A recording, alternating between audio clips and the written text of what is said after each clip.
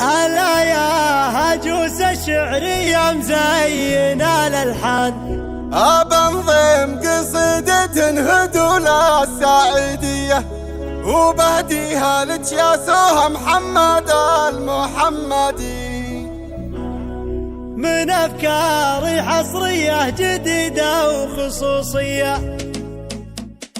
ألا يا هجوس الشعر يا مزينا الألحان، بنظم قصيدة هدول السعيدية وبهديها لك يا سوها محمد المحمدي، من أفكاري حصرية جديدة وخصوصية. عسى الله يبارك لك ولا يلحقك نقصان، ويرزقك من خيره بصحة وذرية، تبارك تسبقها بشاعر لها أوزان، لها الحون تشبه باللحون الحماسية.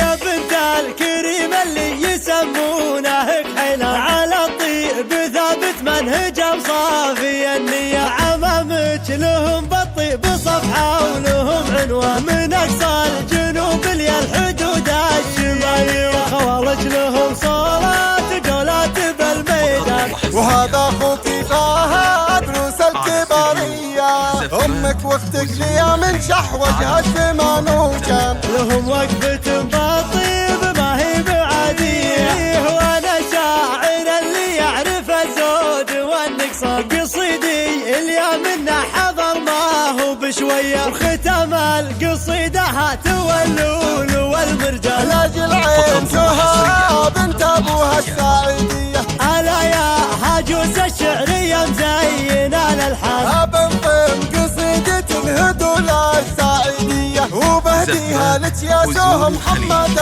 المحمدي، من أفكاري حصرية جديدة وخصوصية. عسى الله يبارك لك ولا يلحقك نقصان، ويرزقك من خيره بصحة وذرية، تبارك تسبقها بشاعر لها أوزان، لها الحون تشبه باللحون الحماسية.